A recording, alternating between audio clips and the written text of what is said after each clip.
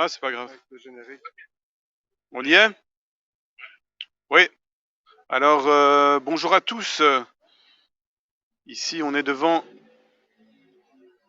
la conférence de presse Ruducal numéro 7 qui semblerait va débuter à 19 heures. Alors, ce qui est incroyable aujourd'hui, hein, je vais passer la caméra à Olivier Lebout dans quelques secondes. On va rentrer à l'intérieur donc, on va aller à l'accueil pour présenter, parce que j'ai appris il y a une petite heure que je ne pouvais pas rentrer dans la conférence de presse sans Covid Safe Ticket. Donc, entendez bien, les journalistes aujourd'hui ne peuvent plus rentrer dans les conférences de presse du gouvernement sans Covid Safe Ticket. Donc, on a passé un cap supplémentaire. Alors, je vous le dis franchement, je n'avais aucune envie de rentrer dans ce jeu du Covid Safe Ticket comme journaliste ni comme citoyen. Mais je viens d'aller faire un test antigénique en pharmacie. Une pharmacienne d'ailleurs, pour ouvrir la parenthèse, qui me disait que sa fille vaccinée au Pfizer a eu une absence de règles améliorée pendant 6 mois. Donc les effets secondaires du vaccin sont de plus en plus importants, de plus en plus nombreux plutôt. Et le gouvernement continue, vaille que vaille, à pousser à la vaccination avec un ministre de la Santé, entre guillemets, qui demande la vaccination des 5-11 ans. Donc voilà, là je vais rentrer à l'accueil. Olivier va rester à l'extérieur parce qu'on ne peut pas filmer à l'intérieur, hein. On ne va pas prendre de risques. Et je vais présenter, parce que je n'ai pas encore mon application en fait.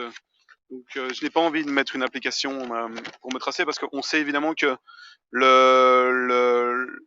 la pandémie est un prétexte pour un traçage de tous les citoyens, pour savoir où ils vont, ce qu'ils font. D'ailleurs, posez-vous la question pourquoi on appelle ça un Green Pass, alors qui est mis en place par le ministère des Finances, alors que si c'était un pass sanitaire, ça serait plutôt par le ministère de la Santé.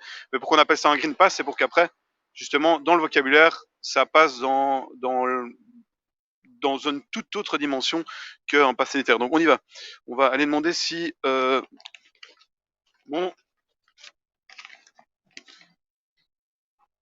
ça fait longtemps que j'ai plus sonné. Voilà. Donc vous vous doutez bien que je suis le seul journaliste à ne pas être vacciné, sans doute. Tu peux rester ici et ne pas filmer à l'intérieur, parce que sinon on va filmer vraiment au sol. Bonjour. Je voulais savoir si c'était valable pour vous. Oui. J'ai fait, j'ai fait un test antigénique.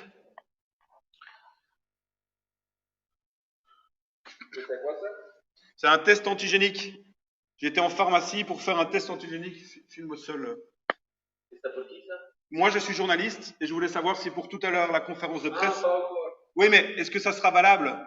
C'est le papier de la pharmacie. Vous savez me dire. Vous savez pas faire une photo et lui envoyer ou. Ok, super. Voilà, monsieur va scanner. Film, ouais, bien au sol.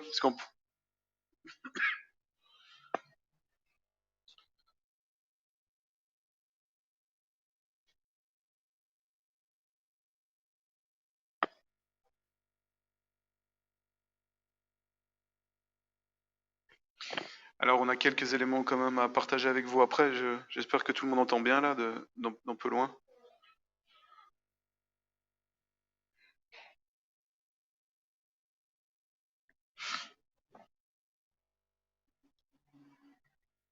On attend, monsieur scan mon document papier de la pharmacie.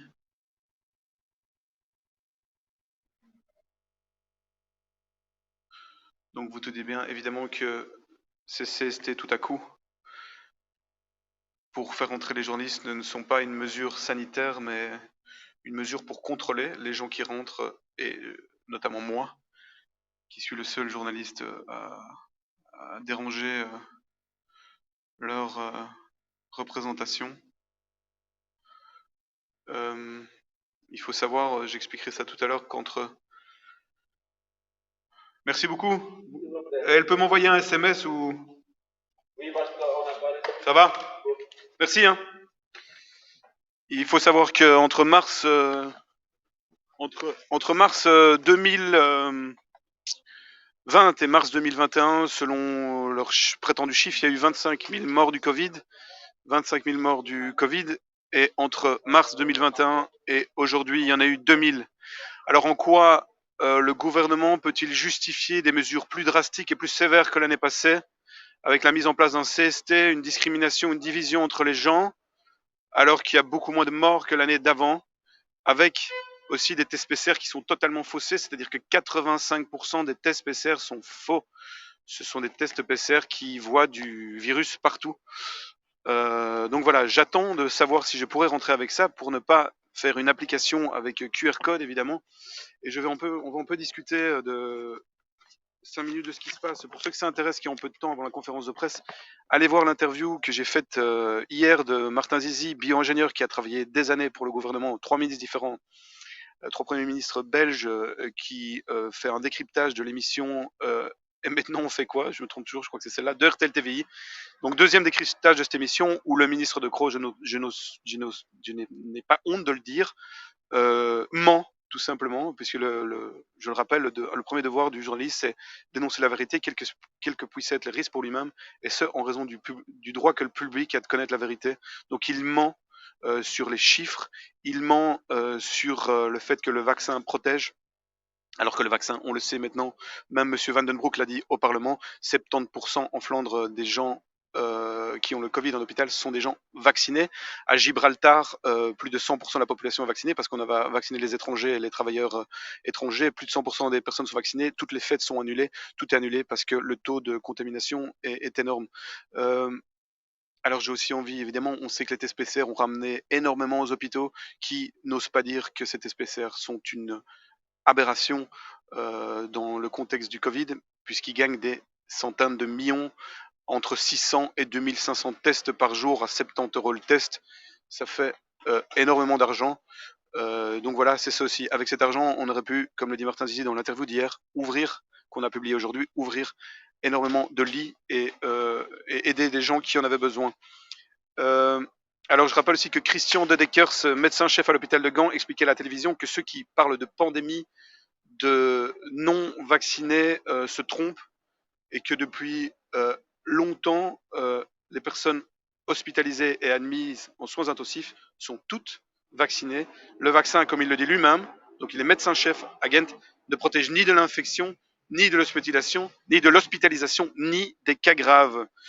Voilà, donc également en Roumanie, le pays le moins vacciné d'Europe, la courbe des décès se stabilise tout à fait. Donc nous sommes dans une expérimentation mondiale où les Belges ont leur rôle, les Belges jouent un rôle, le gouvernement belge joue un rôle parfait. C'est sans doute lié au fait qu'il y a énormément de multinationales pharmaceutiques qui ont des succursales très importantes ici, donc Pfizer par exemple.